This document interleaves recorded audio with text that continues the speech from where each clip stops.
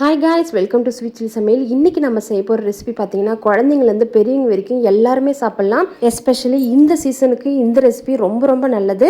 குழந்தைங்களுக்கு lunch box கூட நீங்கள் கொடுத்துக்கலாம். பேச்சுலர்ஸ்க்கும் இது கண்டிப்பாக யூஸ்ஃபுல்லாக இருக்கும் அப்படின்னு நான் நம்புகிறேன். இந்த ரெசிபி பண்ண 1 கப்பு ரைஸ் இருந்தால் போதும். இதுக்கு பண்ணுறதுக்கு பார்த்தீங்கன்னா வானலில் ஒரு 3 ஸ்பூன் அளவுக்கு நல்லெண்ணெய் விட்டுக்கலாம். நல்லெண்ணெய் வந்து இந்த ரெசிபிக்கு வந்து ரொம்ப ரொம்ப டேஸ்ட்டாக இருக்கும். அதில் பார்த்தீங்கன்னா ஒரு 3 பிஞ்சு அளவுக்கு கடுகும் 3 பிஞ்சு அளவுக்கு சீரகமும் சேர்த்துக்கலாம். ஒரு 1/4 டீஸ்பூன் அளவுக்கு உளுத்தம்பருப்பு சேர்த்துக்கலாம். கடுகு நல்லா வெடித்து வந்து உளுத்தம்பருப்பு கொஞ்சம் லேசாக வந்து நிறம் மாறினதுக்கப்புறம் அதில் டேஸ்ட்டுக்காக ஒரு 10லேருந்து 15 அளவுக்கு முந்திரி பருப்பு சேர்த்துக்கலாம். இது வந்து ஆப்ஷனல் தான், உங்களுக்கு வேணா சேர்த்துக்கலாம். அடுத்ததாக பார்த்தீங்கன்னா ஒரு 10லேருந்து 20 பல்லு பூண்டை வந்து இந்த மாதிரி இடித்து சேர்த்துக்கலாம். இந்த ரெசிபிக்கு பார்த்தீங்கன்னா இதுதான் வந்து ஹீரோ. அதனால் இது வந்து எந்த அளவுக்கு வந்துட்டு நல்லா கோல்டன் கலர் ஆகணுமோ அந்த அளவுக்கு நல்லா ஆகுச்சு அப்படின்னா டேஸ்ட் வந்து சாப்பிட்றதுக்கு டேஸ்ட்டாக இருக்கும்.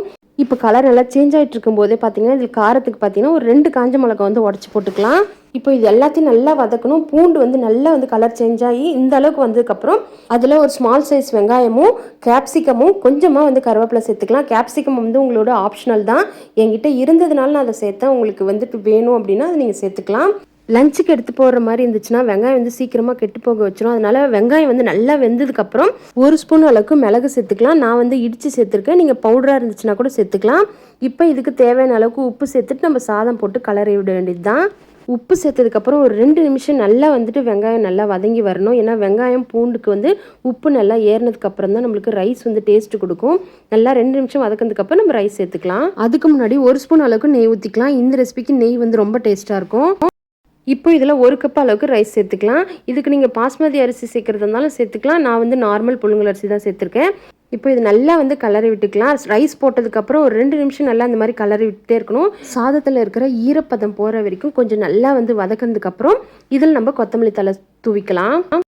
அடுத்ததாக சேர்க்க போகிற பொருள் தான் ரொம்ப ரொம்ப ரொம்ப முக்கியமான பொருள். என்னன்னு பார்த்தீங்கன்னா ஒன்றுமே இல்லைங்க, அப்பளம் தான்.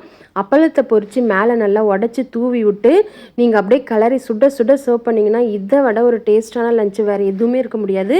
இதுக்கு தொட்டுக்கிறதுக்கு வேறு எதுவுமே வேணாம். இந்த அப்பளமே வந்து கரெக்டான காம்பினேஷனாக இருக்கும்.